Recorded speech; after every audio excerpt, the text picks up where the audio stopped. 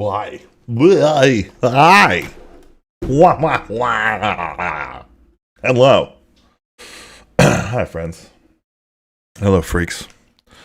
Hello, weirdos, my people. You're here, and I'm here. You are Watcher. No, wait a minute. I am Watcher DM, or I'm Gabriel here performing for Watcher DM. I don't know. How does one? Yeah. What is a person? What is a brand? Why is that a question? It's ridiculous. Anyway, hi. Welcome to my stream. I am going to do some digital painting just a little bit to have some fun and to relax because I've kind of been working a lot lately. And who needs that? Action is just kind of not the business. So I'm going to start off with a little digital illustration, and probably get some. Maybe do a little D&D Q&A today. And then last but not least on my agenda that is always bigger than my eyes that are always bigger than my mouth. I think the last thing I want to do is try and get Moon Elves. The Moon Elves Masquerade Roll20 module done. So I may work a little bit on the Roll20 module if everything works. It'll be actually technically a first try at using that OBS setup. So we shall find out if it's a thing I can in fact stream. But as it stands right now, I think a little bit of doodles probably a good place to start. So I kind of feel like I gotta tell you guys, I had just the coolest meeting earlier today with Lady Lorelei, who is just such an astounding artist, and her style. If you're unfamiliar, go look her up. Lady Lorelei on Instagram, and she's got a business page on Facebook. This great macabre kind of cartoony style of art, super consistent quality, looks fantastic. She did the Moon Elf prints, Claviceps purpurea, in the Moon Elves Masquerade, as well as the masks, which were among some of my favorite art that we've had. She also did the Moth Mummy King, the Moth Mummy Emperor of Luxor 6 or some shit, from the Divisible Man. And we had a meeting today talking about Privatized Little Hell, which is a really exciting project we're all very much looking forward to working on, and kind of had the brief meeting today. Why are horns so much fun to draw? Let's get a nice big fatty horn. Wow. That's really lagging my computer. Don't lag my pooter, dude. All right, we're going to close some tabs here and hope that fixes it. Maybe whoa. I didn't mean to do that. Pin to taskbar. I'm going to need this to be nice and buttery smooth. If it can't be buttery smooth, then we'll have to leave. Anyway. Great brief meeting today. One of the first meetings I think I've had where we have an art director, Paul Brown, who did the illustrations for upcoming quest module that we are going to be kickstarting, called Tomb of the Vampire General, which in its lore describes space vampires that teleport. If you're not interested, I understand. Except that I totally don't. Yeah, so Paul was there, Austin was there, and Lady Lorelei was there. Of course, I was present. And just the process of like explaining this weird ass shit that some of the stuff that we're like, and it's not. I don't know. I guess it's not so weird that it's unfathomable. but it's weird enough for you to go, oh yeah, that's hilarious. Like I've never thought of that. Or if you have thought of that, you're like, yeah, that's the good stuff. That's the stuff I use back in my dark, hanging out with myself brain to make myself laugh or cry or throw up. Anyway, so we're having this meeting and we're describing things to Lady Loralee, and we get about halfway into the description of things, and she comes out with yeah, like I was writing a comic book myself that kind of had like some of these things in it. It's kind of like a corporate, privatized. It's called Privatized Little Hell. It's a privatized version of hell. And so, devils in suits and carrying briefcases and corporate ladder bullshit, water cooler moments, like all that stuff, is kind of in the module. And I was like, oh, okay, well, maybe like, did you publish it? Like, can we see some? So after we got through the briefs, she shows us these sketches, and they are not sketches, by the way. Lady Loralee is so good. It's like all of her stuff looks like it could just go to print. That's really, really high quality, kind of at every phase, which I know is just a normal. I don't know. I think it is a good art practice, right, to make the first step of your illustrations look like they're good enough to just go out, and then each phase progressively makes it more refined. But the idea is to get something that reads so well that you could take that, put it in front of somebody, and they would go, yep, I know what that is. Yes, it looks good. It's visually compelling. It's good silhouette, whatever. And so, they're sketches, but they're concept art, and stuff like that. But just such good quality stuff. And I'm just sitting there looking at like, oh my gosh, like you've already drawn some of these things in more detail than I think we had even thought about them, which is really cool. It's just such a great feeling when the synergy clicks like that, and like these super creative people that you're hanging out with are like, oh yeah, this really cool idea for a corporate hellscape too. Like describing the transition of style from like, kind of Microsoft to Amazon levels of hell. I don't know. It's just silly, fun shit. Having a great day with it. And then I have Austin just drop this crazy list of, I don't know, dozens? Probably dozens, maybe more. We kind of have this board we call adventure pitch lines. And I had thrown like a couple in there, like a couple of ideas that I thought were kind of clever. They're not clever. It turns out Austin just had 50 way more clever ones hiding. They're so good. The city in the center of the sun faces civil war. Outside contractors are needed to tilt the balance of power. Okay, that's good. It's probably not the strongest one. There's a city that only exists at night. It has sent urgent missives asking for assistance in the face of sun worshiper crusaders. Or sun worshippers crusade. This is a good one. A massive eyeball has appeared in the sky. It is apparently harmless, but the weight of such an omen has caused massive civil unrest, prompting new religions focused around human sacrifice to form in hopes of placating this strange watcher. I love the watcher call out. Always feels good. Anytime we use the word watcher in a sentence, I get something inside of me gets more excited than it should. So yeah, it's just been a crazy, crazy busy little week, but with lots and lots of really exciting progress on some of our favorite projects. I don't know what I'm drawing. This is, I think, fundamentally the problem here. Okay, let's draw something that we know how to draw. Let's start with something just fun and easy to draw.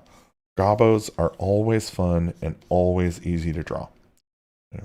Little gobbo ears.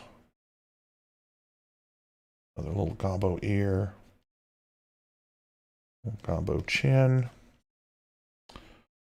And then I don't know, these guys actually probably all look more like trolls than goblins to everybody. I don't know how.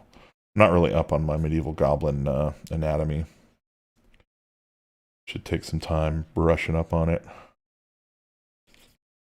I love little earrings. I don't know why. It's probably because it's just like super easy jewelry and accoutrement to add without being super committal. But it is fun. It's so much fun. All right.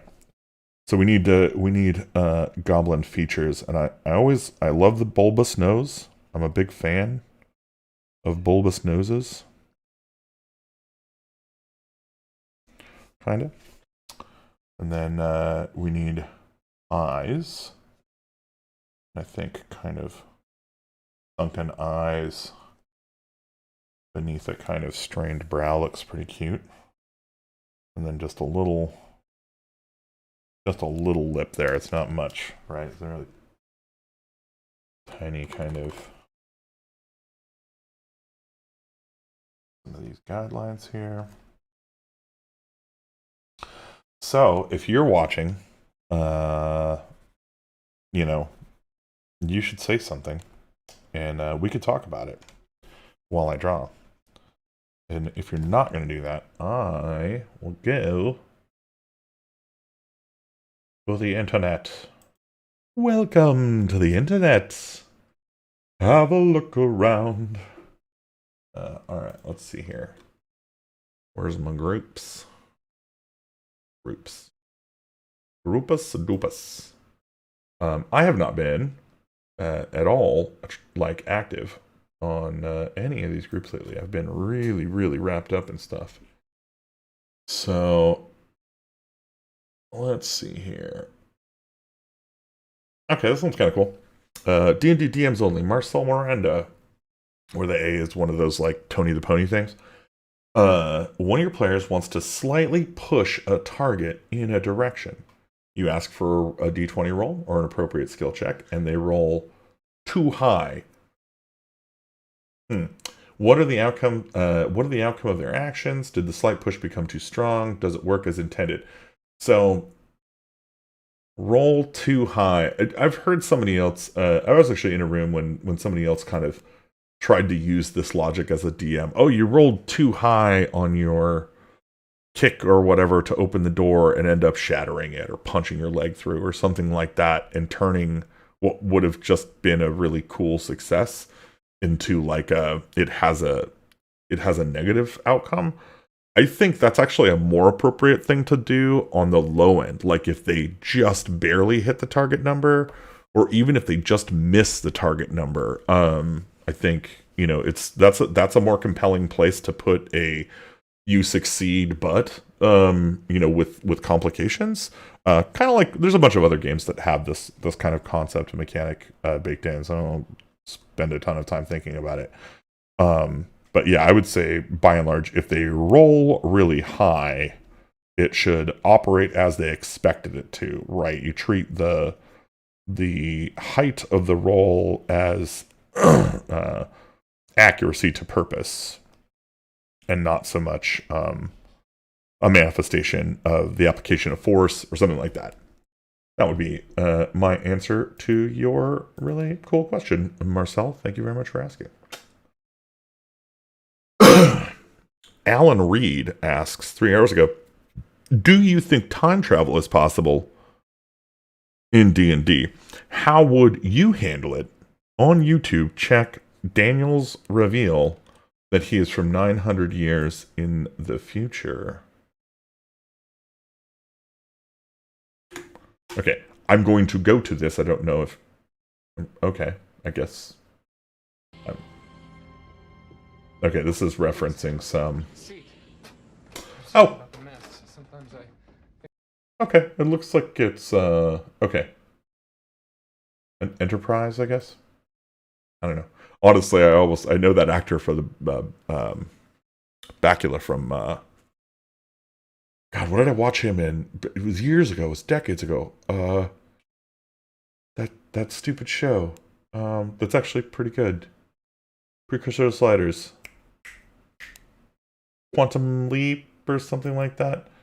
Anyway, decent show. I enjoyed it. Yeah, cool. All right, so D&D and time travel. So I think, I mean, by definition, in a fantasy context, you're probably, like, sure, time travel, why the hell not? There is already a precedent in Dungeons and Dragons for time manipulation via the time stop spell and the haste spell and slow spells. So time manipulation is already a topic. Uh, you know, time travel is probably more akin to like teleportation magic than and in fact, arguably, from a scientific perspective, like space and time, same hat. They're the same shit. So if you're traveling through one at a speed that doesn't reconcile with light, or the speed of light, you will travel. You know, time. You will do time travel to make that happen. Okay, let's see here. I think we need a little body. Where's your little goofy little? Where's your goofy little body, buddy? Nope. Nope. Nope. Nope. Nope. Nope. All right. I'm not getting anything out of that.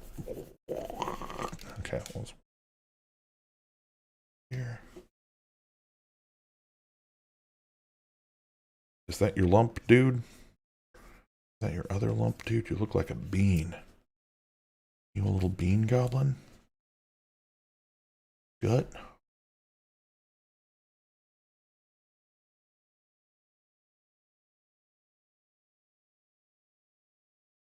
Bean guts.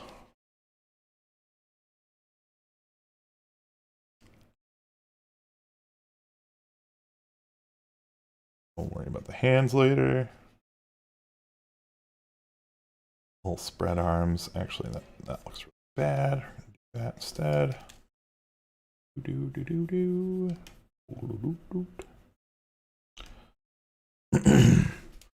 And so I guess the short answer is yeah, of course, time travel is possible. How would you handle it? Well, it depends on what I'm trying to handle. So I have in my campaign setting the campaign setting. The world's called Sildren. It used to be called Sildren's Shattered Realm. I don't know if it's still a Shattered Realm. I don't know. Whatever. Canonized late. But in that setting, there is a wizard, the Majestic Ibrahim, and his kind of plot line is that he is traveling through timelines so that he can prevent apocalypses, like the past apocalypses or whatever, so that he can acquire all of the lost knowledge of civilizations. Of course, to do this, he has to sacrifice, as many people as were lost in those apocalypses. So that's the downside to that, which makes him a villain. But I've literally had characters from different times operating in the same battlefield. I just treat them as different spaces, right? And we do transdimensionality all the time in Dungeons and Dragons. Dimension doors, not even that high level of a spell. And so yeah, if that's what you're doing, I would just treat it very similar to Dimension Door. If you are trying to do like gimmicky causality stuff, good luck. Just good luck. I have nothing I can say. As far as I can tell, the cleanest way to slop that mess up is probably just be like, yeah, it's a multiverse. Every time you do something that's different in the past, it just branches a new kind of universe. Good luck.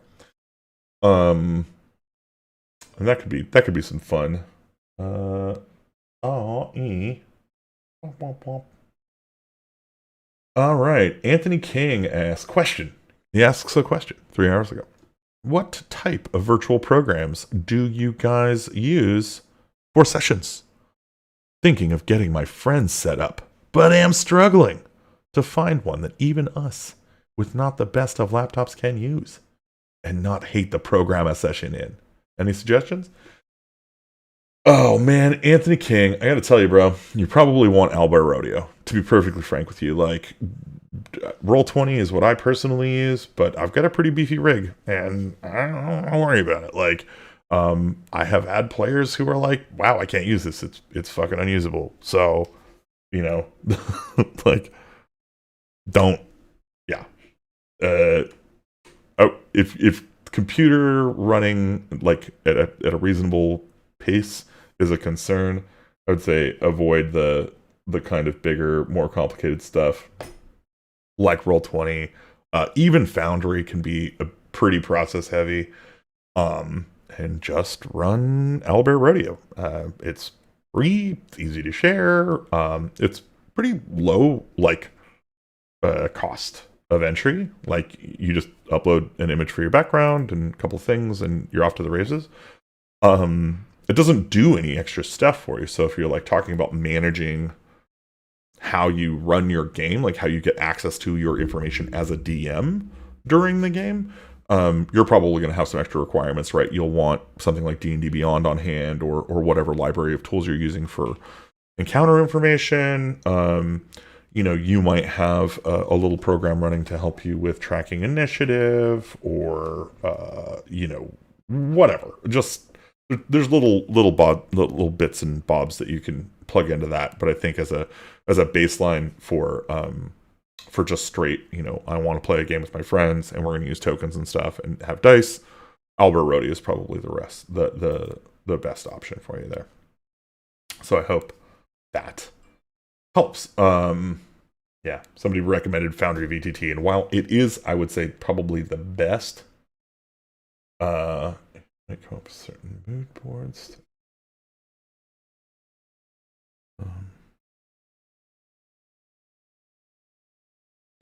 God, fucking professional artists, man. I gotta tell you, it's like a dream come true getting to do any of this stuff with people who are as good as they are. So good. Anyway, all right. Enough gushing about my silly publishing woes and how they don't exist anymore. Robert W. Myers asks 13 minutes ago. So I was thinking about doing a campaign based off the Eberron setting in 5e. My question is, would the lore of Eberron supplement books from 3.5 BE be okay for 5e? I know the mechanics would need changed, if any, but would the lore carry over? And yeah, I guess the question that you're asking, Robert, and this is a totally valid question, is, does system impact lore? And the answer, and you're gonna find this answer is every fucking answer to every question in Dungeons and Dragons, is if you want to, right? If you want it to. There is nothing inherently about the lore of Eberron or Forgotten Realms that is more or less appropriate for Dungeons and Dragons. Dungeons and Dragons is just, 5e is just a system for rolling dice and resolving combat with a pastiche of, skill checks and a little bit of social affordance, like the tiniest bit ever. The majority of the system, right, is really articulated down to something that is not lore based. So you're fine. You can totally, grab stuff from older editions, anything you want, and bring it into your game, right? You may get some kicking and crying about things from 3.5 that maybe would be considered OP in modern game settings. Whatever, man. You're the DM, it's your world. Maybe it could set some reasonable expectations with your players, but otherwise, I think you're fine. Go nuts. You should totally use as much of the lore as you want. That said, look out for the trap of lore, right? No player wants to sit there listening to tons of exposition. The right way to inject lore is through the desires of the players, or the desires of the characters, really. So, if the lore is relevant to the characters, they will be interested in it, but you want them to use that interest to find out more through engaging with the world, not necessarily be like, oh, all this lore I need to pack into delivery, right? Because delivering lore can be a bit of a trap. So that would be my only advice on that point. All right, how are we doing? Are you guys having fun? Is this fun for you? We're 25 minutes in. I think my dinner's going to get here eventually, and when it does, I am probably going to break to eat it because I am fucking starving. I want to eat this microphone right now. It's like an ice cream cone. It doesn't taste like an ice cream cone though. I know I ate it earlier. Brian James Collins asks 4 hours ago, have a house rule I've used. Wanted to vet it with you all, with all of you pros and cons. All right. Any character with an overall base stat total below 72 points will be awarded certain advantages to be discussed and determined before session 1. Any character significantly above that base total will be given certain story quirks to make up for the disproportionate strength.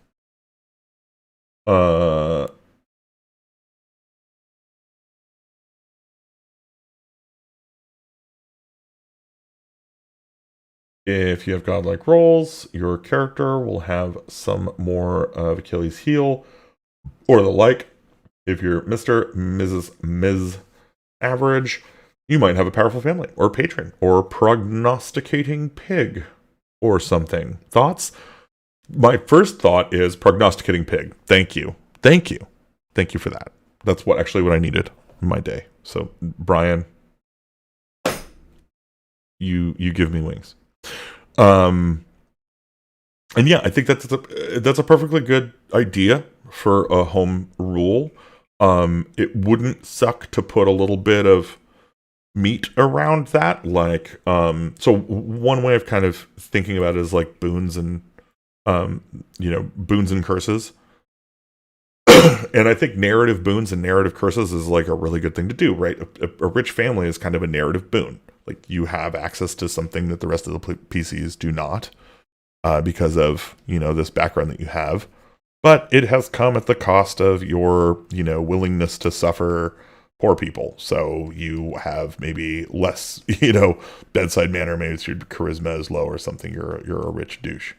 I don't know. Whatever the case may be. That does sound like a really fun thing.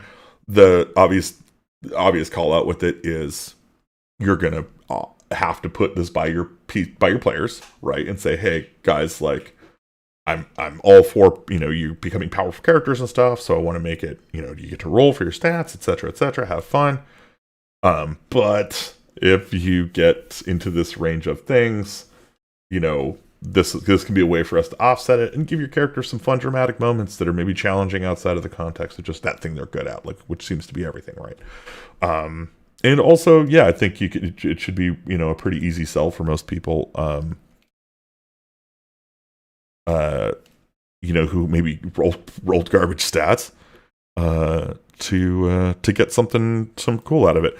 I have definitely done the thing where we usually roll 46, drop the lowest 7 times, drop the lowest, arrange to taste. And when we do that, if the lowest score is sufficiently low for me, I will say, hey, if instead of losing the lowest score, you keep the lowest score and drop the next one up, I will give you a +1 or whatever to put in another score.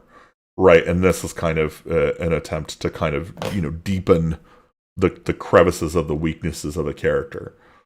And 50-50 players go for it. Sometimes they don't. I feel like that's a way I can present it that makes everybody feel like that's pretty fair. And it kind of it angles somewhat at the same thing that you're talking about.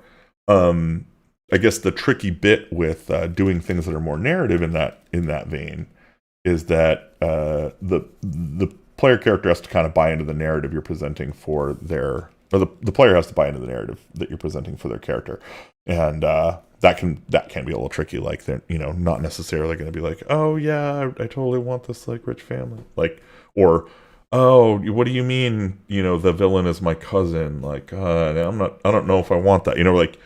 There's a little bit more, a little more asking that needs to go on in there, but I'm sure you could find players who are willing to do it and have a great time. It sounds like a cool rule to me. So You have my pro-vetted opinion for pros and cons. Brian James Collins, thanks for the question. Evan Kelly asks, we'll check this out. All right.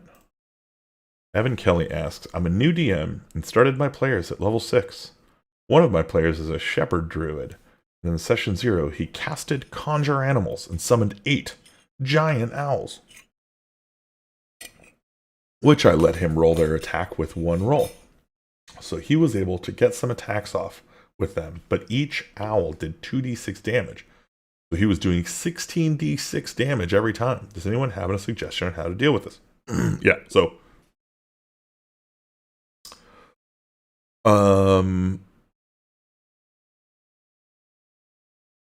it's perfectly okay. So there's a CR range for this spell.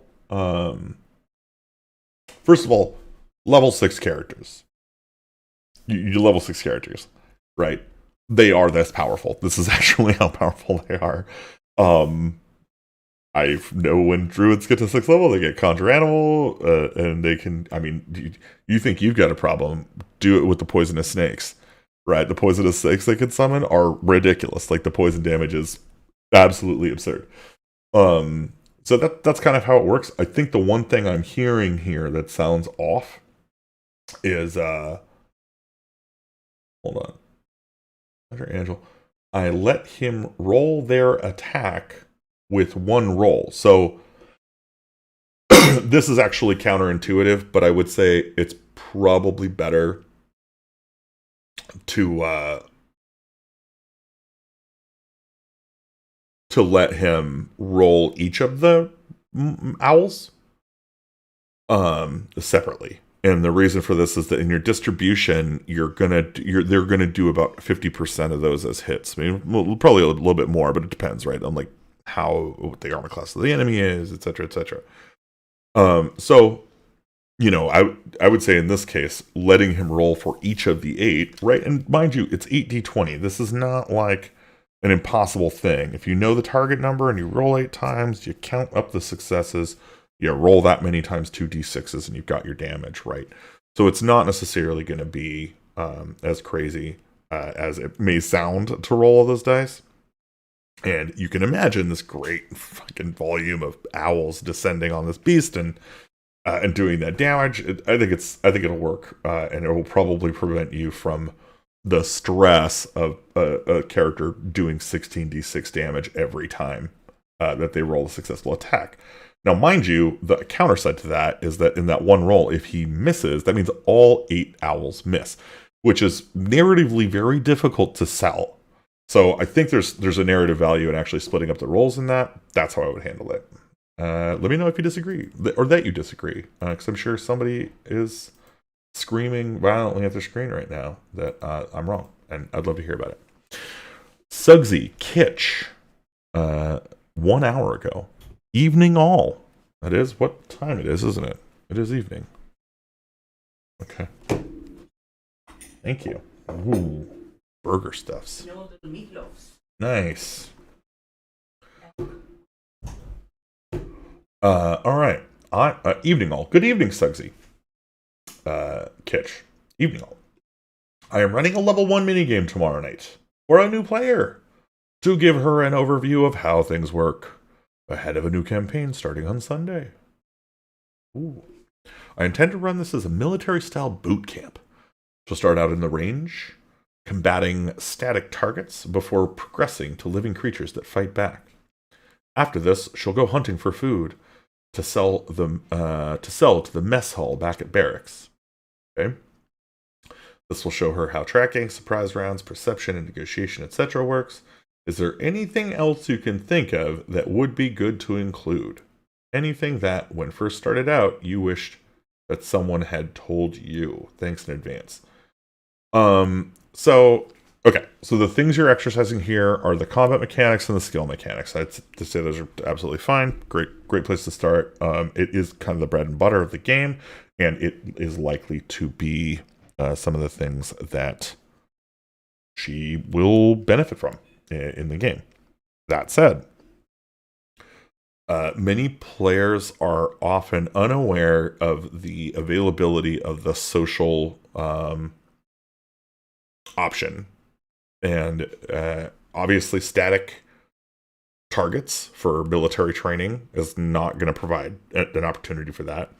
And to a lesser extent, like hunting obviously doesn't do that.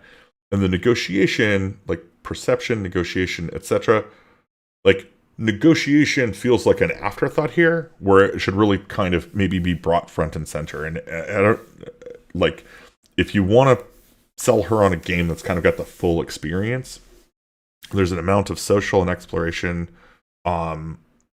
things that can go into a boot camp really nicely, that give good world building, are fun to do, and help a person find more narrative stuff about their character.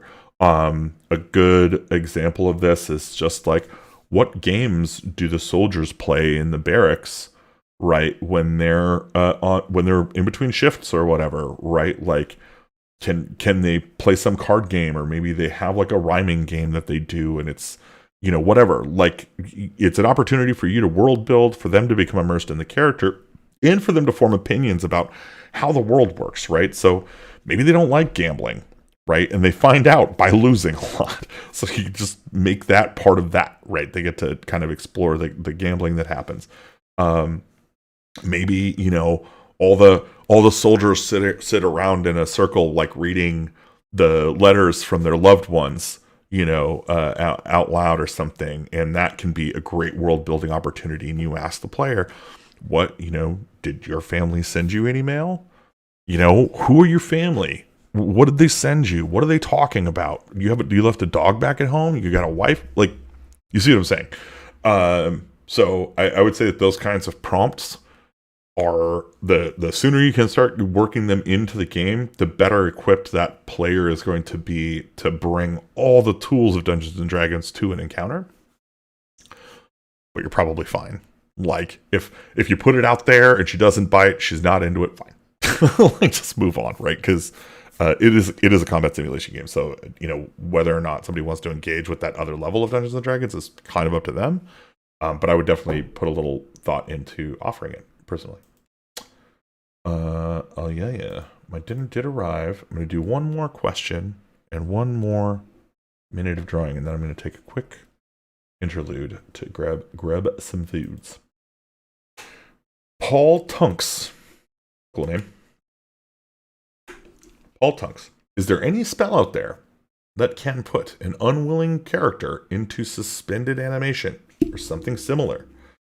I have an idea for a big bad guy who at the moment can use the PCs like pawns and switch his characters in and out like a deck of cards depending on the job he wants them to perform. I want to make him legitimate as an NPC and would like it to be possible for the PCs to be able to resist the effect once they are at a high enough level to allow for a final slave revolt style climax to the campaign.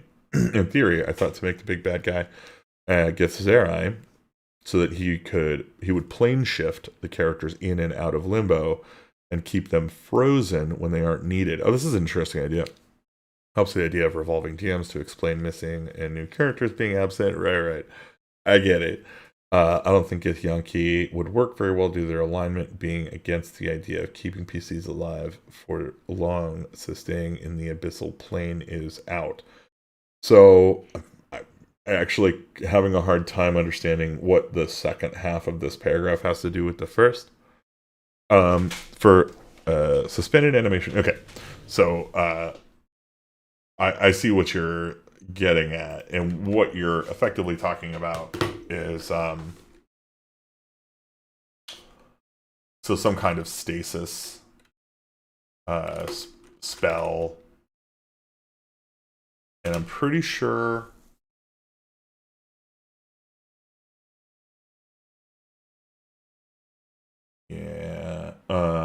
so there is some stuff out there. It's not great. There's an Unearthed Arcana spell, Stasis, that's probably really bad. It's a 3rd level abjuration spell that kind of does kind of similar stuff to what you're looking for. Also, I believe the very high level imprisonment spell is kind of adjacent. Like, I think you can you create a magical restraint to hold a creature that you can see within range. So yeah, you could imagine having something that like is like a jail of imprisonments, right? Where it just like has magical effect of putting an imprisonment on a person, and then you can take it off when you want and make them go do stuff, and then put them back in. That spell though is pretty. Yeah, it's a 9th level abjuration spell, so it's a big deal spell. But this is like the most unbreakable version. I would say that probably the easiest version of this is to just make a pocket dimension that doesn't have time in it. Like, there's a pocket dimension, there's no time in that pocket dimension. I put you in that pocket dimension, you don't experience time until I pull you out. That is probably, like, there's not like a D&D way to do that, but that's how I would hand wave it. And you could get pretty technical, I think, with the magical concepts behind it. That'd be a lot of fun, actually. And the lore, and how does it work, and how can you spell it, and how do you escape? All that stuff's great. Yeah, I think that would be how I would approach it. From that perspective, I wouldn't even bother saying these things are alien. I would just have them be transdimensional beings. Like, they're not Githzera, they're not Githyanki. They're like spider people from a universe where spider people are normal. Like, I don't know, just anybody who has kind of really strong access to multiverses and shit. You know, the dimension where the ice cream is delicious, the Rocky Road, doesn't have marshmallow in it.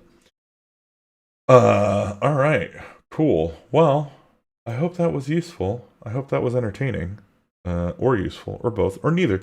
Yeah, you should enjoy the music I'm about to drop. I'm gonna go eat some of this food, and then when I come back, I will continue this illustration, and then probably hop onto the Roll20 board. So I will see you then. Be back soon.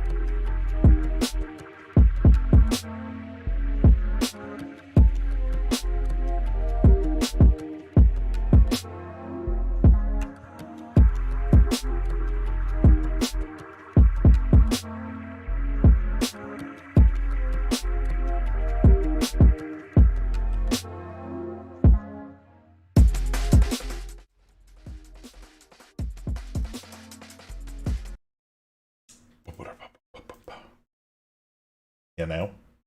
You know me?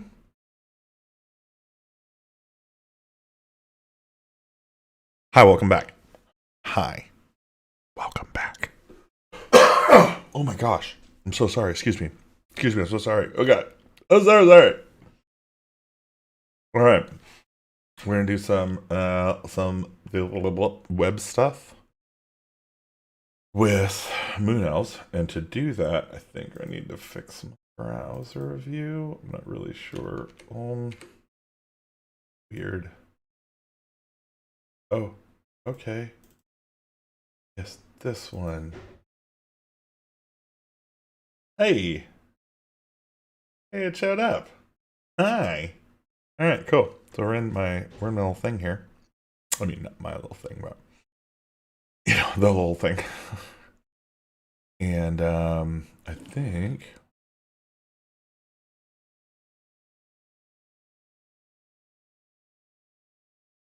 All right, yeah, that's my games. I think. And we're gonna do Moon Elves Masquerade, and we're gonna launch it and see where we're at.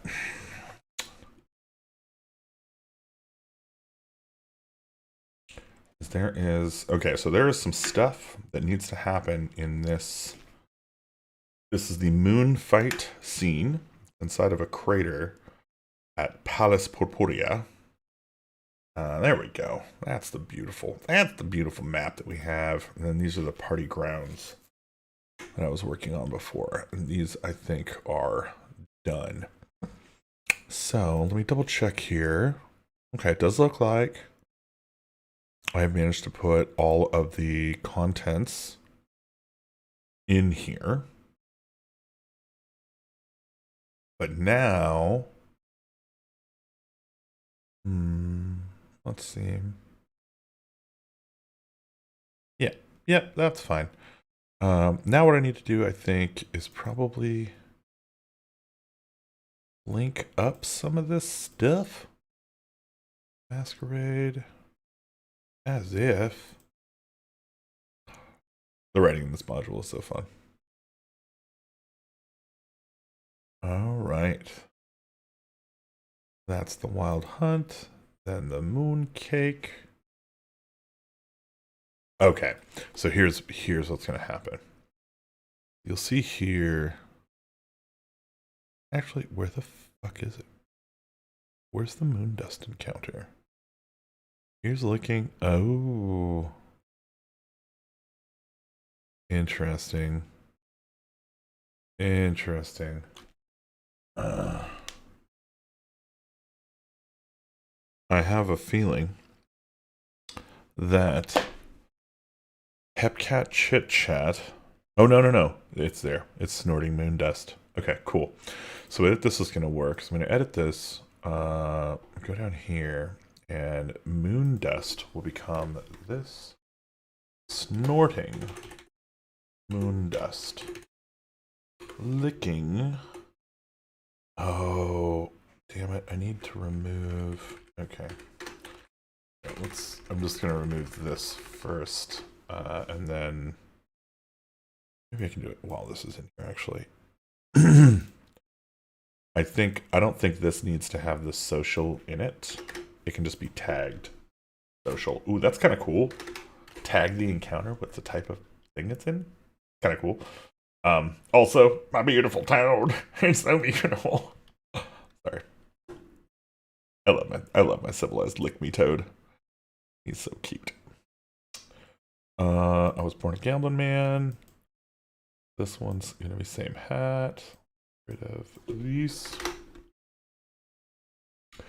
The piece of music that you heard on the break and during the setup is the music that is coming out with this module. So if you download it from DriveThruRPG or purchase the Roll20 board when it comes out, you will have some beautiful music by Angel Rios that I kind of love. I'm also a bit of a jungle electro bass nerd, so I'm not like a nerd, but you know, I know what it is. I've listened to it like probably a couple dozen times. This is a social encounter. Social. Let's have changes. All right.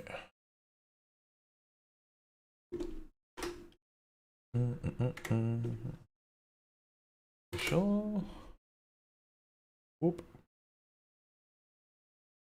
And this is social in combat. Social combat. I love that. Oops. Hip kit. Chit chit. And then these tables I really want to put, I need to put into a rollable table. So make a little note to do that actually. Oh, actually, let's just put it in the to-dos. Oh god, I don't want to look at my to-dos. Okay, we're fine. We're fine. That's fine. Because this goes under roll set to focus. Oh, that's cool. Still doesn't necessarily help. What did I just say I needed to do? It happened again. Oh, right. Add tables to rollable tables and link. Roll 20 Moon Elves Masquerade. Mem. If you weren't getting enough mems before, come to Water DM. We've got the mems for you. We've also got the tots, apparently, because we just love using TOT as like a, Tomb of Transformation, Tomb of Trials, whatever. Just always a good acronym for things, I guess. Licking Civilized Toads, the actual social exploration encounter. Nope. Social and exploration. Pardon me? Alright. That looks fine. The girl who smokes moonlights. Plabriaza. I watched the Aubrey Plaza fucking Hot Ones the other day. Like, actually, it was literally yesterday. And it was so goddamn good. Like, she is such a national treasure. World treasure, really. Species saving entity right there. Exploration. Oh, god damn it. Exploration. Okay, that might mean that I screwed the pooch earlier and nuked the social counters. Oh, it doesn't show the tags up here, does it? Okay. Oh, maybe I can search them. Oh, yeah. Social? Ooh. Oh, alright. Yeah, sure. Why the hell not? Moondust. Social. Oh. Social. Exploration. Changes. That elf we do.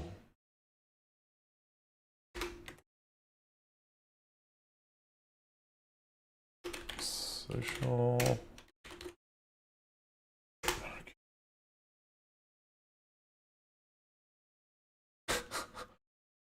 Smoking the ontological concept of absurdity. Austin Holmes. One and only. Oh shit. It was social and exploration. Yeah, it is. Social. Explicta Defidus. Save changes. Alright, cool. Absurd effect. Okay, I think these all need to be linked as well. I'm gonna do that after. So let me put so crazy. It's a little complicated. Link table contents to notes. Oop, wrong one. Alrighty. And I just want to double check because I feel like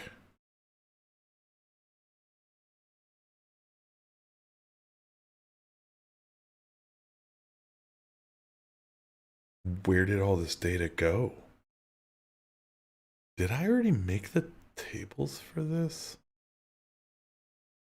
No, I did not. The ontological absurdities here. Did I?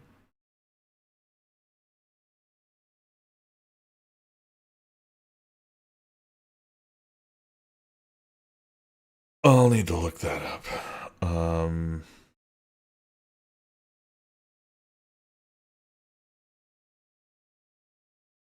Yeah, that was a huge section of the module. I don't know how I might have lost it. Maybe I never pasted it in. Maybe there's just a bunch of stuff that I still need to paste in. That would actually make roughly 1000% sense. Okay, so I actually need to paste those in. That makes sense. That makes sense. That's fine. Okay. Prizes. Okay, so I'm not doing that. We're doing Mooncake, I think is the one. Oh, and see, these need their sub things too. They need their results. So we'll put those. We'll put those in. Okay, so snorting moon dust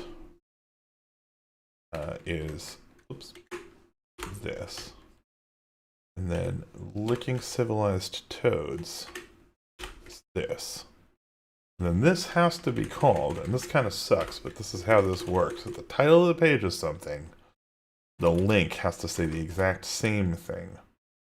So ontological concept of absurdity are all available in this phase in addition to the list in moon masks. And so what I'm going to do is link moon masks here. And adventurers then choose to then play.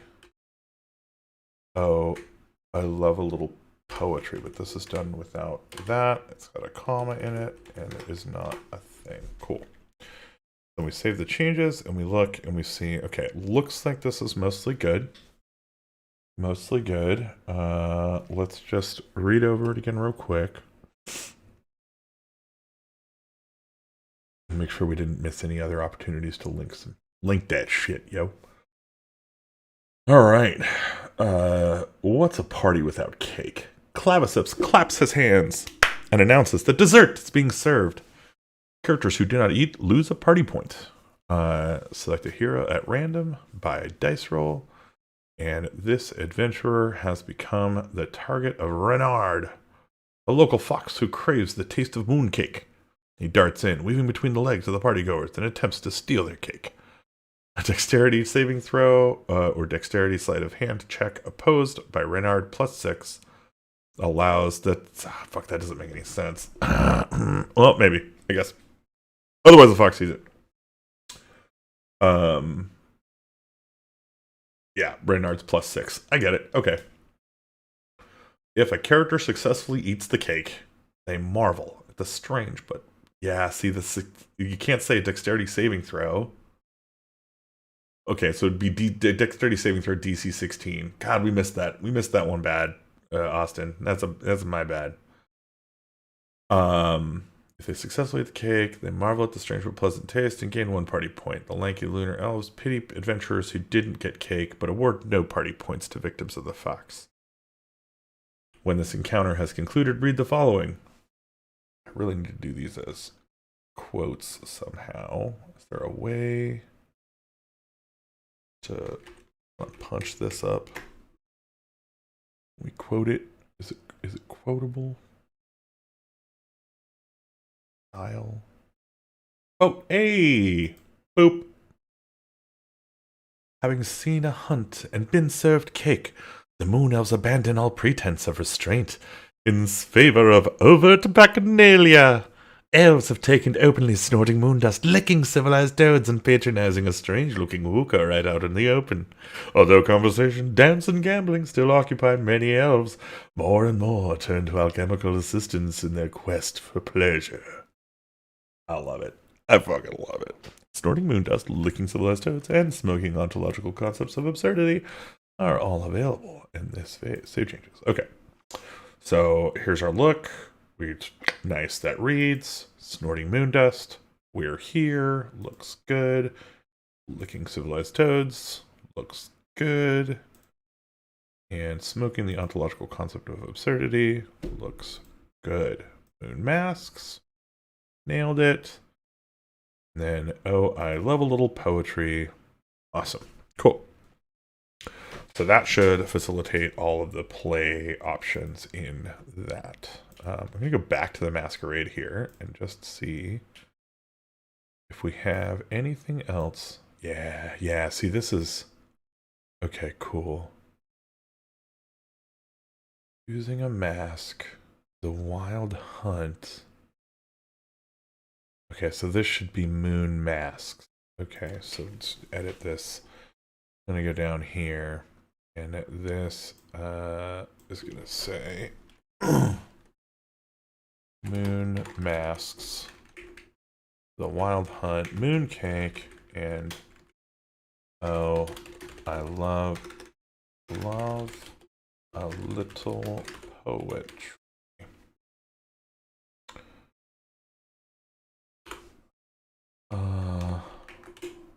Boop.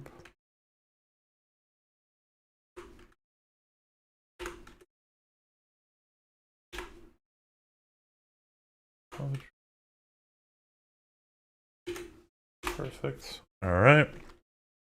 And then let's just give this a quick read to make sure I'm not missing anything. Pop it up here to the left. Drag it out so we can get some nice reading room. How's this going to be though? That's what. All right. When the heroes first come to the circle of standing stones indicated by the drunk, it stands empty. Yet as the sun dips below the mountains and the full moon rises, lunatic bright, the legendary moon elves filter out of the forest and into the standing stones. They appear identical to regular elves, save for their luminous eyes, towering lankiness, and featureless black eyes. Wait a minute. Luminous skin. That's it. Glowing skin is what they have. My bad. My bad. Attempting to join the party will lead to being intercepted by a pair of birchwood bouncers, awakened trees. Oh god, that's hot. That's fucking hot as hell. Which this, I think, needs to be bold. They will demand a part. In fact, this, I think we can just link this. And what we can do is we can find the awakened trees.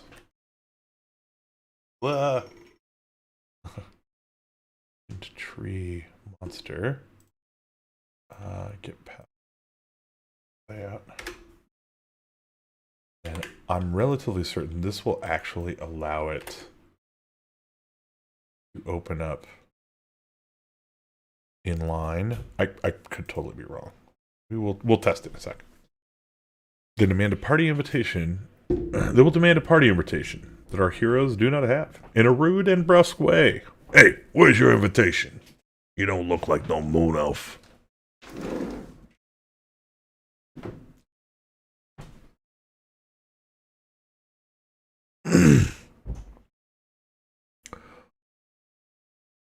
The heroes may defeat them in combat, deceive them, buy them off, sneak around them, forge or sneak an invite, or even hold a separate party just outside the elves to get their attention. No matter what skills the heroes use, set the DC at 15 and reduce it by 2 for each subsequent attempt. In any case, once they are past the bouncers, read the following. And this is going to be styled as a quote. As you approach, a group of moon elves near the edge of the circle notice you and begin rolling their eyes. They really will let anyone onto the material plane these days, remarks one. Begone, mortals, says another. This is no party for your kind. Allow the adventuring party to respond briefly, then continue. Let me get this. Doop. Doop. Gotta be really funny. It'd be really, really fun to, like, just VO all the shit that's said by all of our characters. Like, so much fun to do the voices. The elves begin chanting words and abjurations to keep you out. One a voice rings out, clear as a moonbeam. Leave these mortals be. That's how I imagine Claviceps probably initially says. Claviceps Purpurea, monarch of the Moon Elves, sashays forth and introduces himself to the most charismatic adventurer. You are most handsome, earth creature. What brings you and your friends to our revels on this well-lit night? Throughout the whether the heroes deliver the invitation or simply ask admission to the party, read the following. The assembled elves... Okay, so this just needs another quote block. The assembled elves laugh, only to be silenced by a wave of Claviceps' hand. Silence, fools! My apologies, mortals. Their isolation has made my friends rude. I will consider your application, but first you must allay the fears of my friends, baseless though they may be. Carouse with us till twilight turns again. Grab a mask and show us how earth creatures revel.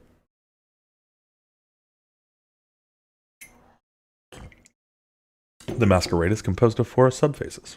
They are as follows: moon masks, the wild hunt, mooncake, and oh, I love a little poetry. Each phase consists of a shared event, followed by two adventurer chosen encounters. The adventurers will either win or lose party points throughout these 4 phases, as detailed in the encounters below. After all 4 phases are complete, tally each adventurer's total party points and play the prizes encountered. So it's actually, I need this to be linked. Use a prizes encounter. You may keep track of each character's party points by using tokens, dice, or whatever means you have to count things. Now, in this particular case, I do think the right thing to do is to point them to, like, there's the blue, like, let's imagine for a moment you've got your little spheres on your tokens. You've got your blue, your red, and your green. You only really need 2 of those, right? Like, nobody fucking tracks their movement. You just do that on the board. So, yeah, I think that's a good place to do them. While the players may know how many party points they have, you may wish to give vague indications. A nearby, a nearby elf tells a friend. They have, oh my god, so many typos. What did we do? We released this already? Shoot me. Just kidding. A nearby elf tells a friend. That was really cool. Or a nearby elf. Why is it? What? Why not A? That's fine. Nearby elf snorts and gasps, as if. Play up the haughtiness of the elves. I like that. That's good advice. It's good advice. Always good advice. All right, so here we are. Testing time. It's time to test. Pulled it right fucking into the app. You gotta love that. And then of course we'll make an awakened tree token that we can just pop in probably. I think that'll probably be wise. All right, on to moon masks.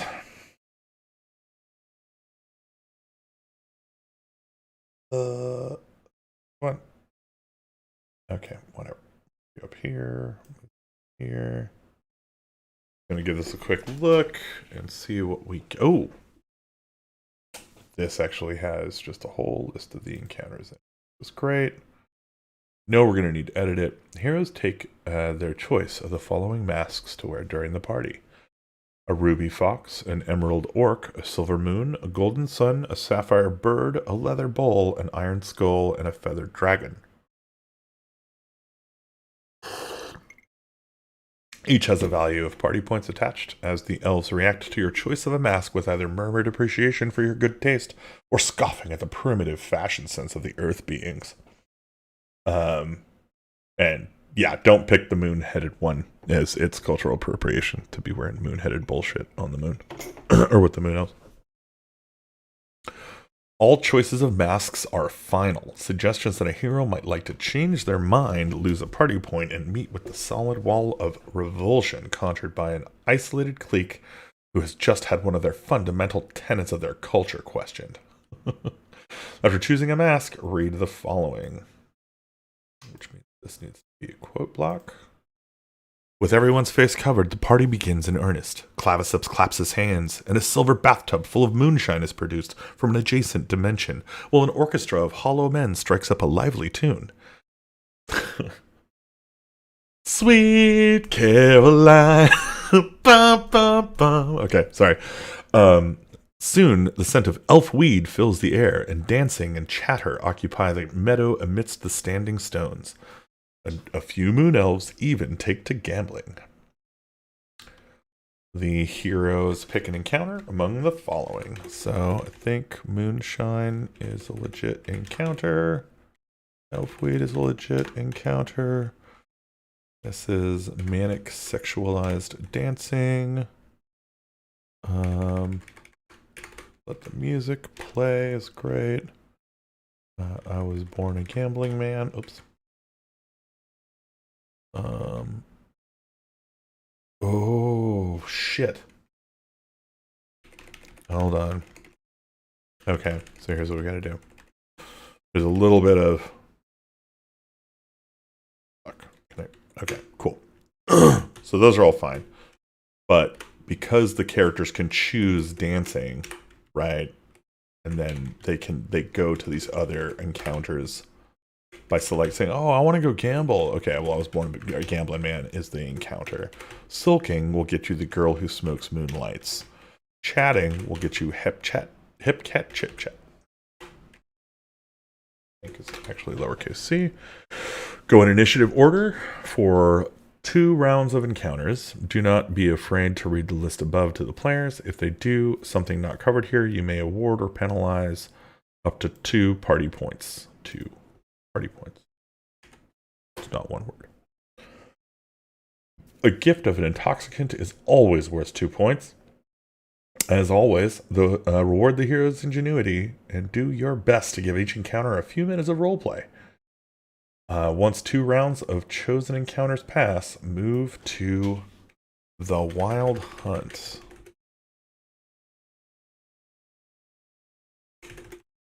Encounter. Fantastical. This looks solid AF, my dudes. Moon elves. Moonshine, elf weed, manic sexualized dancing. Let the music play. Hot damn.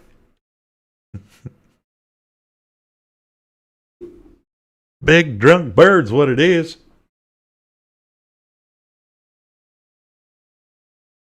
I do like the idea that the moon elves have moonshine. They're just, yeah, you know what I mean. All right. I think I'm just going to follow the link here. It takes us to the Wild Hunt. That looks good. Oh, shit. You know what, though? I did see the girl who smokes moonlights is not linked, which means that I did not get this name right. It is the girl who smokes moonlights. Cool. Fantastic. And I'm pretty sure that was everything that I wanted. Alright. Cool. So let's go to the Wild Hunt, which I think is the next. Whoa! That was not what I meant to do. But that's okay. We made it. Alright. Actually, I don't even... I'm sure there are other things linked in this, so I'm not questioning it right now. Not a sec if it's not. Claviceps has brought a unique piece of entertainment for this evening. The perfect prey. The bio-bishops of a long-lost lunar huntress cult created this unkillable shapeshifter to challenge their champions. It flees first as a deer, then as a bird, then a fish, before finally escaping as a thought. I fucking love that. Claviceps has bound it to his will using moon magic, and it returns to his side at the nadir of each new moon. The elves provide longbows to heroes who want to participate. The instant the hunt begins, the prey becomes a hart and dashes to a distance of 120 feet. By the way, didn't know, hart is a deer. I didn't know that. I don't know why I didn't know that, but I didn't know that. I had to look that shit up. I was like, what the fuck is a hart? I'm undereducated. It's fine. You all can laugh at me. I laugh at myself sometimes. Just turn on the mirror and laugh at myself and be like, nobody turns on mirrors. Anyway, where was I? Instant hunt begins. Heart dash 120 feet. Okay. The competing heroes and claviceps make ranged attack rolls in initiative order against an armor class 22 and HP 8. Claviceps rolls at +6 with a 1d8 +4 here due to some performance enhancing magic. Isn't all magic performance enhancing? Really? Like, the other moon elves gamble excitedly on who will catch the prey and will take any relevant bet. On the second turn, the prey regenerates and transforms into a spinning hawk of silver light, twisted among the stars at a distance of 240 feet. Almost all weapons will have disadvantage at this range. And if the second round of attacks does not take the prey down, it heals itself. Let's see. Okay, so it still has an armor class 22. Good. It heals and transforms into a fish. Once it reaches a range of 360 feet, it plummets towards a pond in a perfect dive. The hunters receive a final round of attacks. If none manage to take it down, it vanishes upon touching the water, to the laughs and groans of the crowd. Catching the prey is worth 3 party points. Haranguing the moon elves about the ethics of hunting loses 1 party point. However, a DC 16 charisma persuasion check can start a trend of vegetarianism among the fickle elves that lasts for 1d6 full moons. You heard me. You heard what I fucking said. Once the hunt is over, the elves return to their pastimes. With a buzz of excitement filling the air, passive perception of 11 or higher reveals a few elves are slipping away at the edge of the party and returning minutes later with a suspicious look in their eyes. Following these elves triggers the moon dust encounter. The snorting moon dust encounter. Otherwise, the available encounters are the same as during the moon masks phase. Once everyone has 2 encounters in this phase, go to the moon cake phase. Moon kake. Let's save those changes. It slaps. It slaps. Fucking Reaganomics, dude. Scub and anti-scub. Alright. I think this looks fine. Cool. And we already did mooncake. That's great. Yeah, that's all great. That's fine. Oh, and then mooncake goes into Oh, I Love a Little Poetry, which is the next one we're going to do.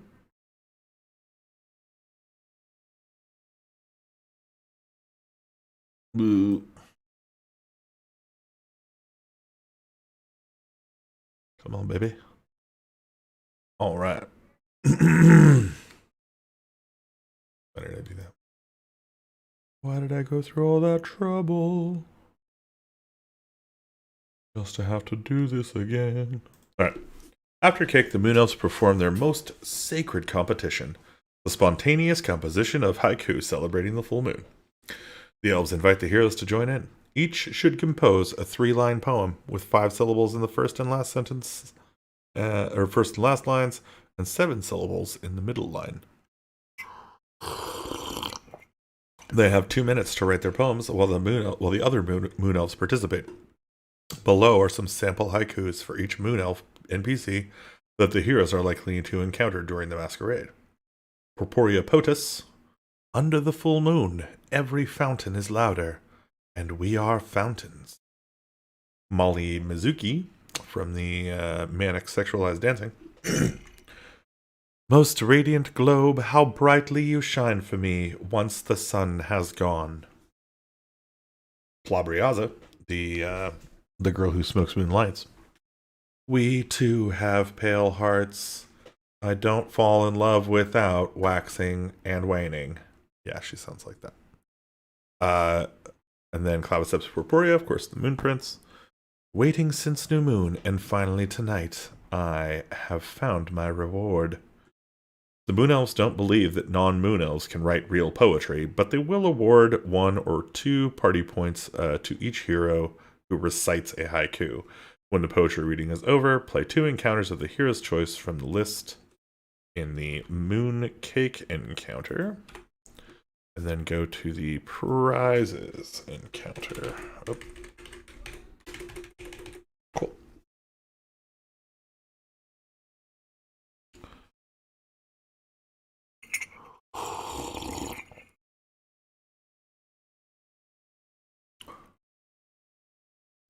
Alright, so we go to prizes.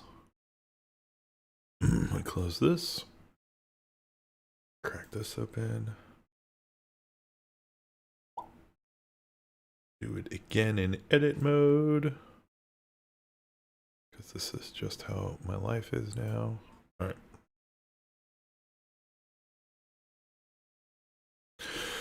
If the heroes have more than 9 points on average... Okay. Okay, yeah. Claviceps is pleased to announce that they can indeed party as well as any moon elf, and that he will attend the party on the pleasure barge. To the hero with the highest score, he bestows the title of the moon elfiest mortal, and 2 treasures, a chalice that fills with wine at a word, and pretty party clothes crocheted of snow. The party clothes will melt with the morning sun, but the chalice is functional and valuable. Once Claviceps has bestowed these gifts, he claps his hands and announces, "Our revels now are ended." He lifts the moon magic, protecting the party from fatigue, and everyone collapses into stupefied, semi-dressed piles on the meadow floor. The unconsciousness is different from sleep and affects even elves. Formal. Nice. Okay. So that was prizes. Wait a minute, I'm so confused. Okay, actually. Okay, I think I need to write this bit, because I don't think we had this in the module. I need to, like, write this, describing it. But, the adventure summary, right, okay. So, the introduction, blah, blah, blah, and I will fucks with that and make sure it's linked and everything. And then the actual masquerade, which is these phases that we just went through. And then there is the investigation, which is, okay, so this will continue from here. We'll go back and backfill the rest. Begin the investigation chapter with the face-off encounter. From here, the adventurers need to discover a way to the moon. Face-off. As the heroes return to wakefulness, they realize that the elves have stolen away while they dreamed. Dancing has torn this meadow to shreds, and party trash has buried what little remains of the local foliage. To the hero with the highest charisma score.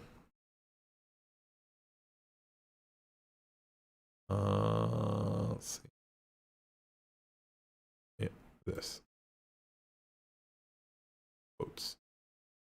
As you wake, deeply hungover, you go to yawn and stretch. Your breath is somehow obstructed.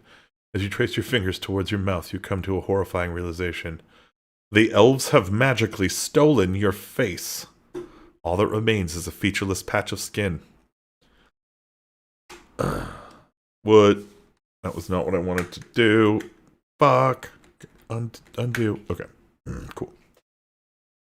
Surrounding you are the various debris of the party. The paw prints of the fox that tried to steal your cake. And the marks of 40 pairs of feet all across this one pristine meadow.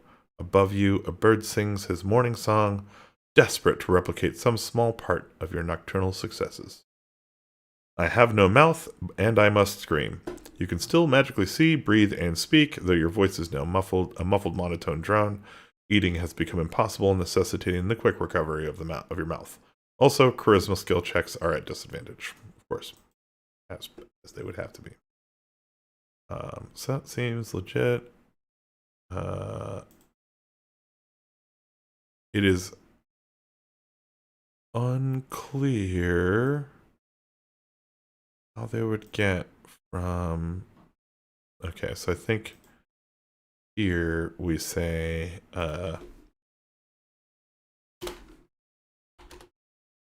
from here the party should focus on and then getting a clue. Right? That seems legit. Cool. Getting a clue. Already there. Good to go. Go. How to run this adventure I still need to work on. Gonna cancel it for now. That shit. Getting a clue. A little bird told me.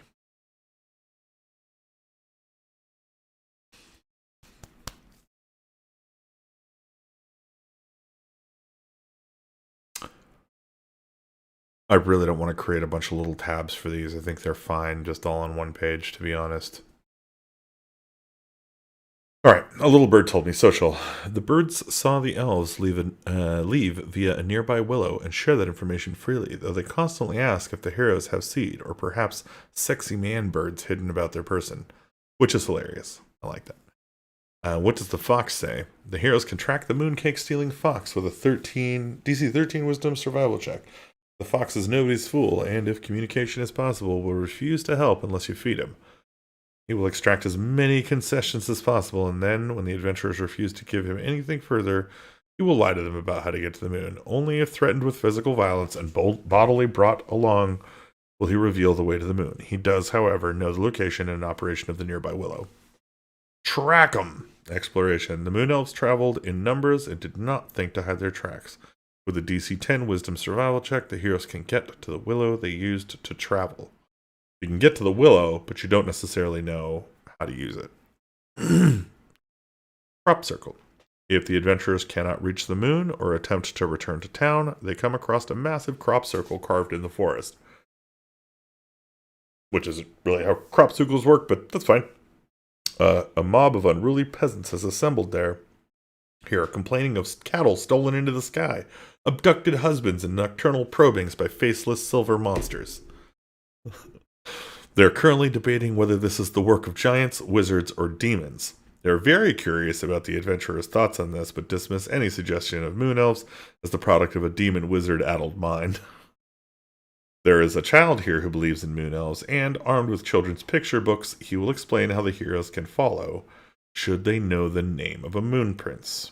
Getting the moon. Circling one of the forest's willow trees, Widdershins, while chanting Clavisep's name, will teleport the heroes to the moon. A DC 15 Arcana or Intelligence History check will recall that moon magic is old and based on names. The heroes can remember Clavisep's names, even if your players cannot.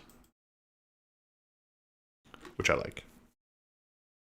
The Reckoning. Okay. This. Oops. Okay, so I feel like this just kind of got slapped in here and I didn't actually clean it up. Yep, this is about the part where I started getting fucking lazy. So this is the Reckoning.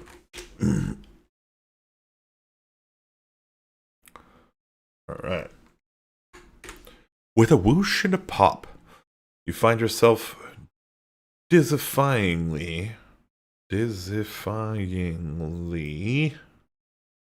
that is a mouthful of a word, transported to a bright and nearly weightless place. Your eyes adjust to the silver light and begin to take in the cratered lunar surface. Above you is a dome of glass, trapping in a thin, cold atmosphere around the great crater before you. Higher still hangs the planet you just left, and the harsh, indifferent sun. You have reached the lair of the Lord of the Lunar Elves. A jungle-like arrangement of white pillars sprouts from the crater floor, forming the shattered courtroom that hosts the mysterious Moon Elves. A quartet of clear-eyed warriors stands guard atop one, while a mound of spent partygoers lounges atop another. In the center of it all, a resplendent in armor and arms, made of steely moonlight, is Claviceps Purpurea. He is wearing the face he took from you. He smirks knowingly. "Well met, friends," he calls out in his stolen voice. "What brings you to my moon manor?" While on the moon, all characters, good and bad, are affected by the jump and feather fall spells the whole time, which I love. I think it's a great solution to this. Additionally, their size counts as one category larger for the purposes of carrying capacity. Falling from a pillar causes lunar ticks, a swarm of insects. This needs to be bolded and linked. Bold. Link. Swarm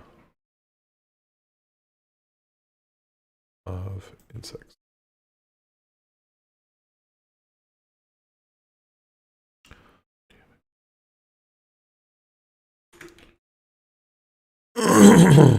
Pardon me. That link there, not in new windows, please. To swarm onto whoever fell and bite them until the affected character takes an action to sweep them off. The surface of the crater is difficult terrain. Leaping up a pillar requires 60 feet of movement. Moon monologue. Social. Claviceps claims to have little concept of property or the personhood of non-moon elves, and the heroes will be hard-pressed to explain why handing their face back is the right thing to do. Pointing out that he claims to own this moon palace will only anger him. Claviceps will briefly toy with the heroes, but quickly grow bored and agitated and demand they leave. Should the heroes refuse, he will initiate combat himself, swearing before his stoned subjects to vanquish this most unforgivable party foul. High stakes and low gravity. Combat. Claviceps sneers at you, wearing your face, as you go to battle him. His courtroom is composed of massive pillars. See attached map. Heroes must take advantage of the ultra-low moon gravity to leap from pillar to pillar. Strength determines your potential move distance. See the following charts, which account for moon gravity and include both running and jumps and standing. Okay. Cool, that's the reckoning. Okay, so I need to put those tables in place, which I think may have been kind of where I got stuck last time. So making tables in this app is a fucking nightmare. We're gonna go to the Notion board where all this stuff is kept. Dungeons and Dragons. Oh, you're getting to see behind the curtain. These are all the projects we have in progress. Just letting you know, if you're looking for D&D shit that's really fucking weird, we're writing a lot of it. So I really hope you like it. Daddy made you some content. We're also working on a number of Quest TTRPG modules, and my writer has recently confessed to me that he is actually in love with Lamentations of the Flame Princess, so we may be doing some OSR stuff pretty soon too. In fact, I guarantee it. Anyway, Moon Elves Masquerade. Let's go. Let's take a look. Take a little glance inside. We're not going to hurt anybody. Innocent fun. That's what we're here for. We're going to load, right, image? I mean, it doesn't really matter, but it'd be really weird that you're uploading. Okay, whatever. You consent. Charming moon elf gives you a chaste but intriguing kiss. Knowledge of the bird. Fuck, the tables in this game are so fucking good, dude. This is all that inhaling, smoking fossilized absurdity stuff. The voyage home. Okay, so I still need to put all those in too. That's cool. Alright, and then these tables need to go in, and I'm a little fucked probably because I don't know if there's like an easy way to export this. In fact, I go out on a limb here and say there's almost certainly not. Oh, hi, Austin. I see you jumping around. Oh, look, I can export. Let's see. Let's see if we can export this. Oh, Markdown and CSV. I kind of just want... let's just do HTML. Let's see what happens. I don't know if it's going to be the whole table. We're just going to have to find out. So... I'll go into Moon Elves, save this, and then crack it open. See what's in this. Hey, that looks actually pretty much like exactly what I want, right? Yeah, that seems legit. So let's grab all this and slap all this shit downhill. Bala! It even looks better than the styling on this crap. But we are gonna clear it so that we get... Okay. Is that what we're doing? A fight about it? Very wise. Maybe H3. I think I'm your only viewer on... Oh, it was Andrew was doing it. Thank you, Andrew. I thought you were Austin. I think Austin's probably still fucked up on dental drugs. So bad for that dude. You're my only viewer. Popped over to Notion to wave hello by being on the same part as you. That was really cute. Thanks for doing that. And then thanks for messaging me. You also, though, can chat into Twitch if you want. But you don't have to. I appreciate you showing up. Thanks. I don't know about these. I don't know why they're all... Can we unstonk these? I feel like these are... They're a very weird table. Like, I don't think... I don't know. That's not really gonna... Doesn't match anything else, which kind of bugs the shit out of me, but I guess... Probably just get over it. Oh, fuck. Okay. Okay. Delete. Oh. Cool, we got it. Alright, now I gotta do the next one. Maybe else masquerade, because there's two of these. This I also need to export. HTML, everything. Export. Daddy made you some content. Daddy made you your favorite. Open wide. How about some content? It's a beautiful day to stay inside.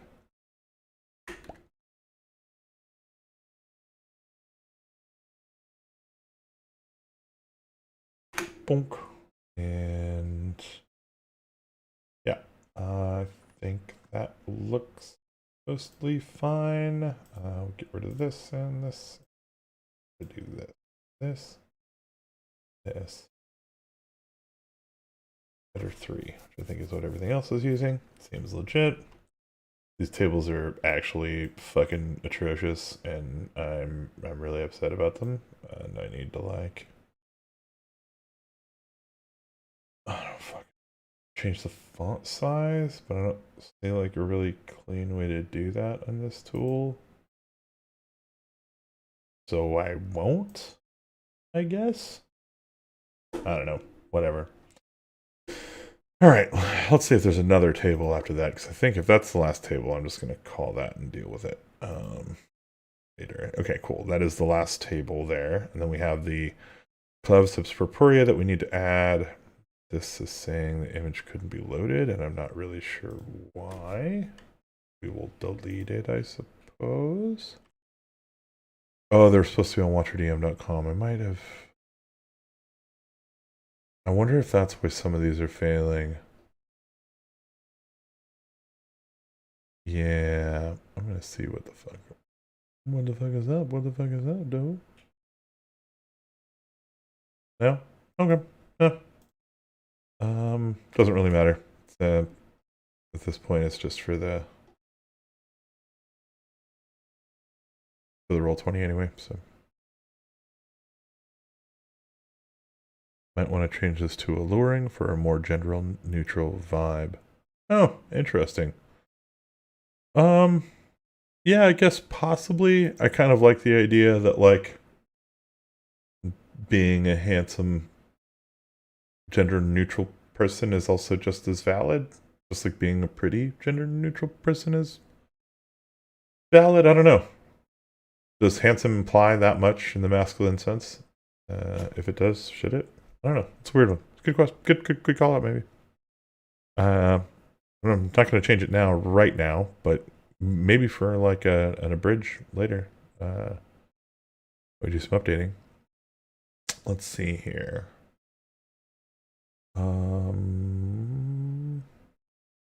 Okay, so that's running moon jump. Now that is the last part of. Go back here.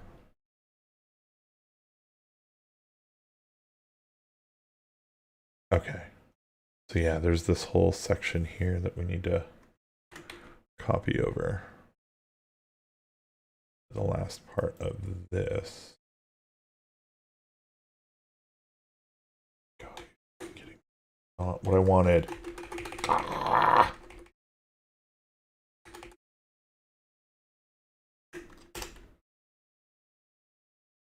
Of course. Why wouldn't that happen? That's exactly what I thought should happen. All right, there we go. What the hell? That's not what I copied. Copy. Postal. Okay, there we go.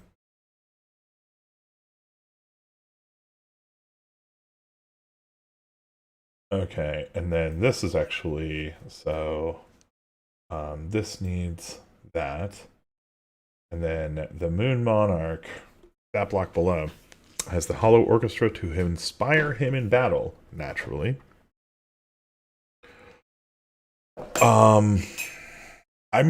We really didn't put any definitions around that. We probably should have. Or should still, right? Like, we should probably say, like, he rolls, like, he gets bardic inspiration on whatever, if that's what is being given here. If not, then yeah, probably like maybe he's got advantage on attack rolls. Could be. They treat the entire combat as a sort of mediocre dinner theater. There are additionally 4 sober guards who fight as bandits and a pair of protective blink dogs. So this is going to be Boldski, bandits, and then we Linkski. The band. Oop, list of thing. Banditos.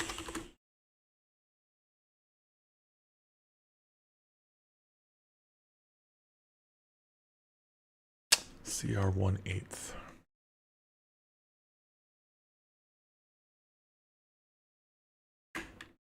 So how's your night going, Andrew? Shit. Edit.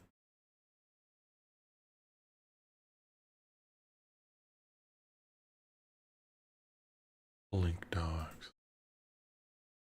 Let's find the blinkiest dog boys. Blink dog. Cool.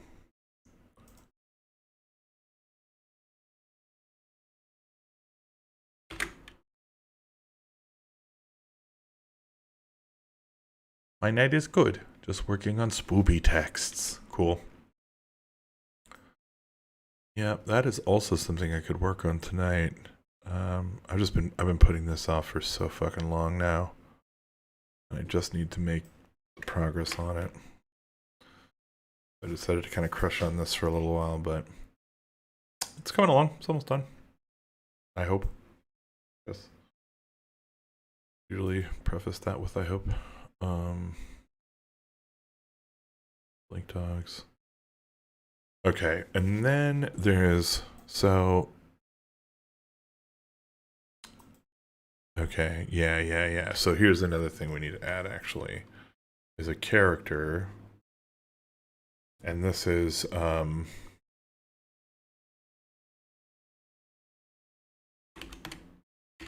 Claviceps corporea. We'll just call them that. Actually, we'll call them prints. I think that's right. Moon prints claviceps purpurea. And tag, yeah, fucking tags. I think I actually have some artwork I can upload here, which will be in Windows Masquerade, claviceps final.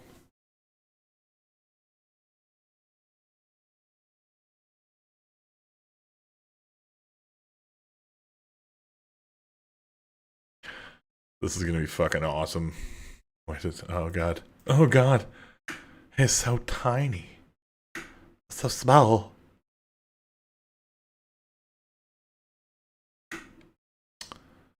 Yeah. Damn.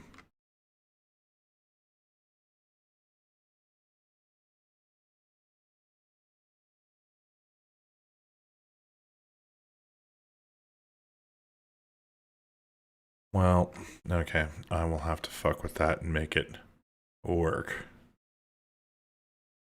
But for now, this is fine. The most important thing is,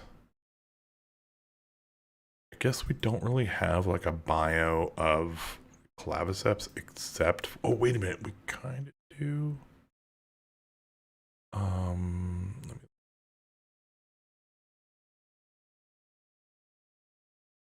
Yeah, all this stuff kind of goes on his character sheet, I guess. So I guess we can just save it. And then go to character sheet, create an NPC. This is where this gets kind of interesting. I'm going to slap this on the left here. I'm going to slap this on the right. And yeah, you probably can't see the thing on the right. Oh, you're fucking lost. I'm basically just copying it, so I don't know what to tell you. I don't know what to tell you. I need to, after I finish this, I need to get working on prepping for tomorrow night's Humblewood game, because I haven't done that yet. Holy shit. It's tomorrow. It's already been a fucking week. I did do a bit of reading about it earlier this week, so I'm not entirely unprepared, but okay, this is a medium humanoid wolf who is chaotic neutral.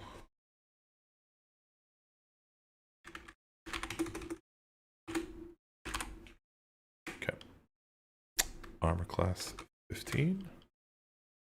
Mage armor. Hit points 52. 8d8 plus 16.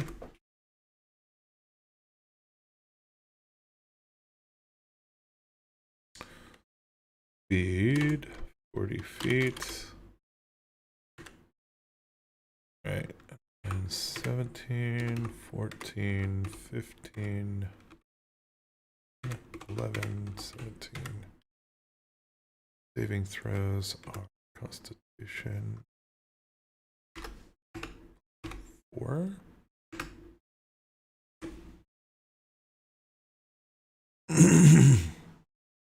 And Wisdom plus 2. Okay.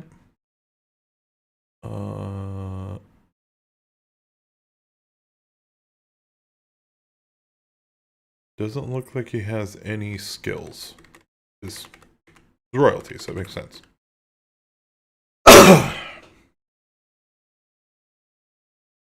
No damage immunities or damage resistances, but the charmed condition, and then senses is passive perception 10.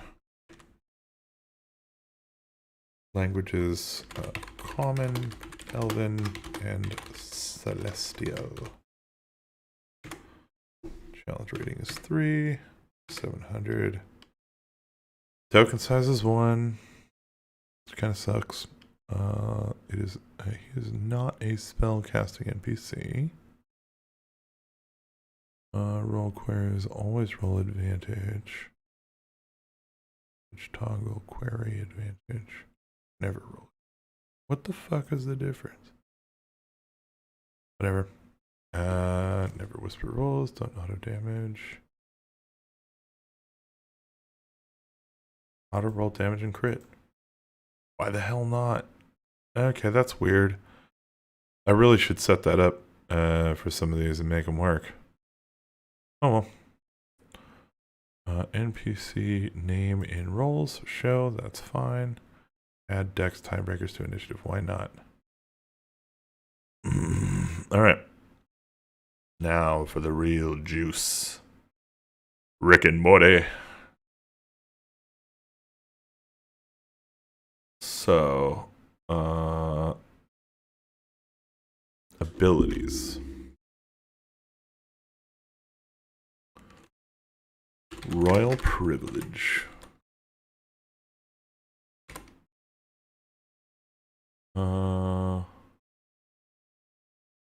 Claviceps. Corporea.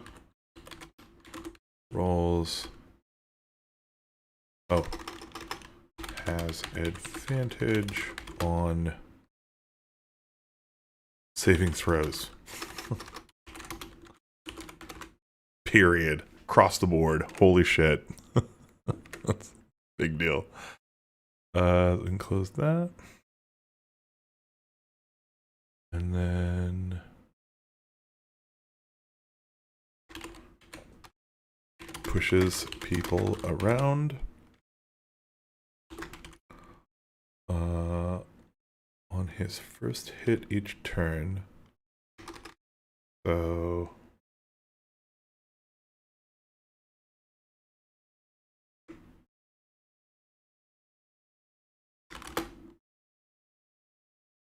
okay, whatever. On his first hit each turn,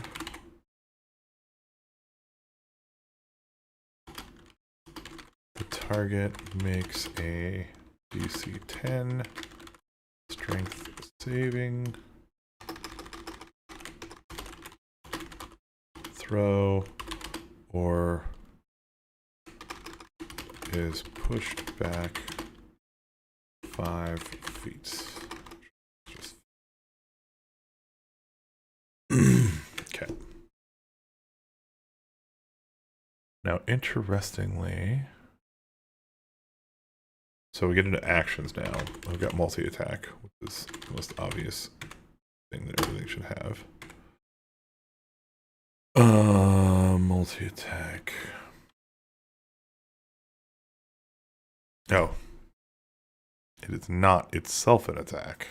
It is just the description of Claviceps makes 2 attacks with his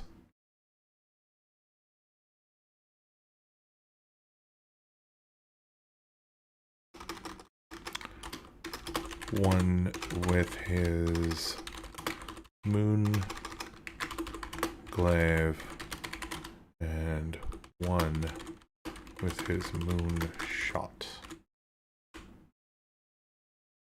Seems legit. That. Add another one.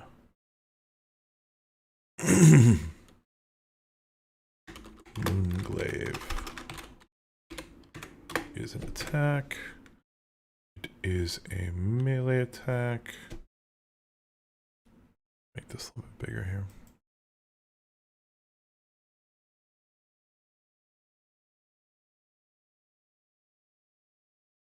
Oh, that didn't help at all. How delightful. Alright, so 10-foot reach.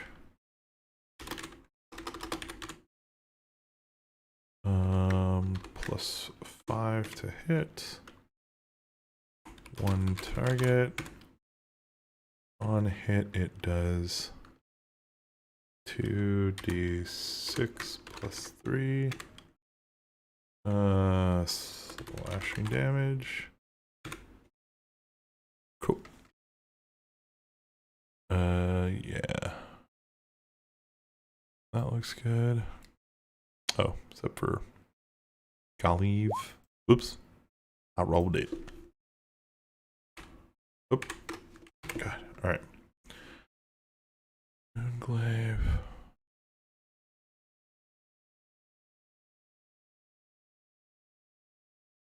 Alright, Moonshot.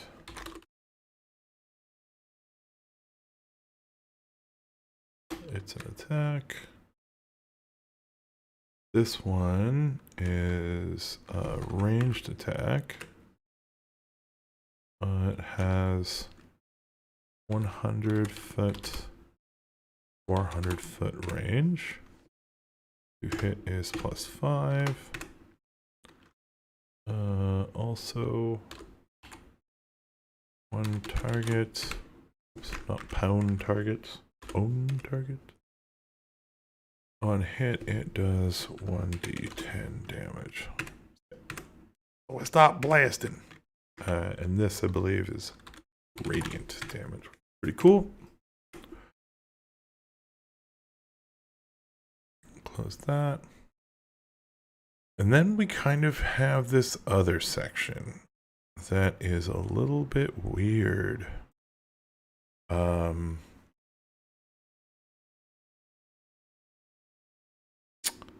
way we're going to do this one is I'm going to say this is just shield as a bonus action. Claviceps.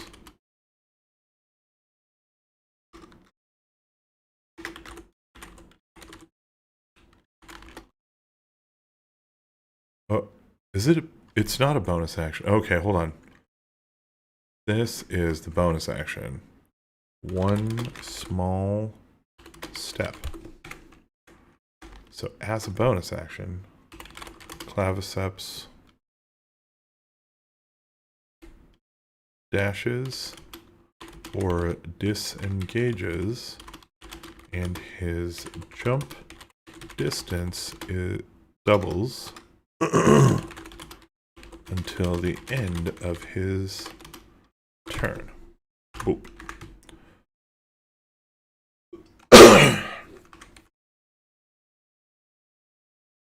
God, he could do that every round? He can really just kind of dance around the field. He doesn't even have to engage with the party. They could spend the whole time chasing after him, and he could just, like, he could kite them so fucking easy with that. That's his bonus action, right? He still gets his 2 attacks. I'm gonna run this adventure. I'm gonna run this adventure, and I'm gonna fucking murder some people with some moon shit. Done. Alright, also, shield.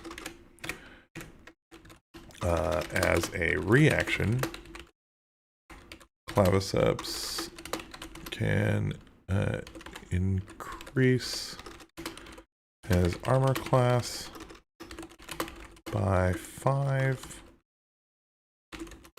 until the beginning of his next turn. So what this means is, theoretically, Claviceps has a 20 armor class. He might as well have a 20 armor class, because he can cast this as a reaction every round. We cast that as a reaction every round. As a bonus action every round, he can disengage and jump 60 feet away. Is that fucking right? Yeah. Distance, so he can disengage or dash.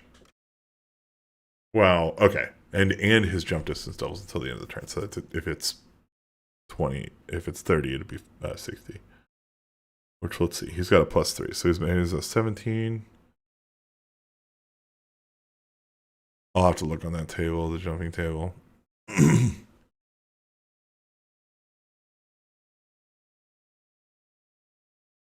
That's interesting.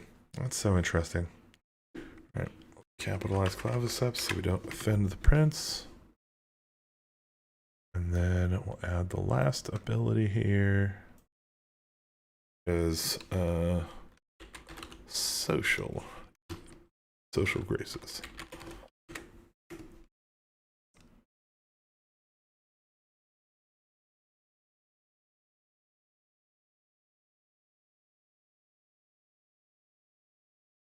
I'm just going to paste all this in here and hope that it reads. All right. Prince Claviceps Purpurea is moon-tanned, handsome, and cruel. The mercurial moon monarch wears a stolen face and jeers at the party while he battles them. Faceless boar, depart from my moon. Consider yourselves uninvited. God, I fucking love Claviceps. He's so much fun. Alright, cool. Let's go back to the part where this is just a regular character sheet. I'm going to hide this. There's our character sheet. Looks great. Bio is here. Link in the description. Alright. And then that means that I've got Eel. I guess I need to make a little place for him to sit. But that also means that anywhere I see Claviceps Purpurea, I think at the end of the day I just need to name this just Claviceps Purpurea so that we can just link to it without fucking it up. Save.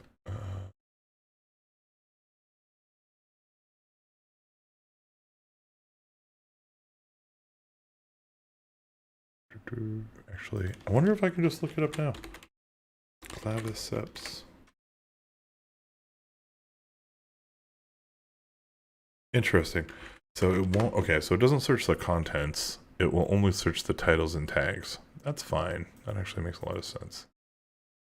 Alright, well let's, okay, and I still have to write the how to run this adventure, so I'm gonna put that on my notes of shit I gotta do.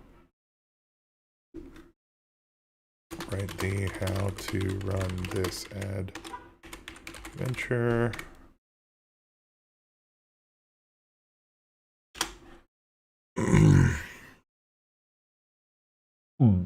Okay. That's done.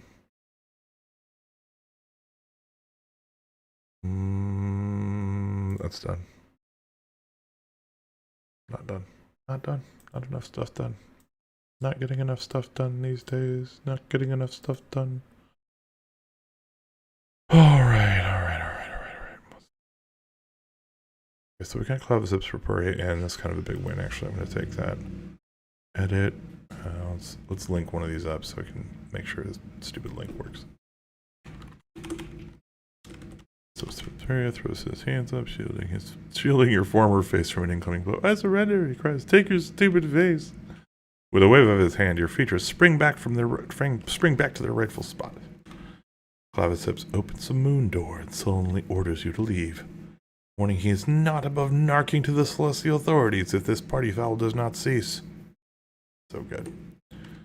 If the adventurers do not promptly trot off, he resorts to bribery. He will give you his magical non-moonglaive, up to 150 pieces of platinum, and any party favors you care to name to get you out of his house, only when the adventurers are safely through the... What's interesting here is I think we actually failed to describe the moonglaive in the adventure. We're like, yeah, we'll give you a magical moonglaive. Isn't it nice? It's magical. It's from the moon. You got it from a moon elf. It's pretty funny. Naturally, Horatio Humbert will be disappointed to hear this, but he's already moved on to his new obsession, painting pewter models of goblins. Domicilio will privately thank the heroes. This is super weird. It smells like there's like a big fucking gas guzzling. Oh, there is a big fucking gas guzzling truck out there. That makes sense. Makes sense, dude.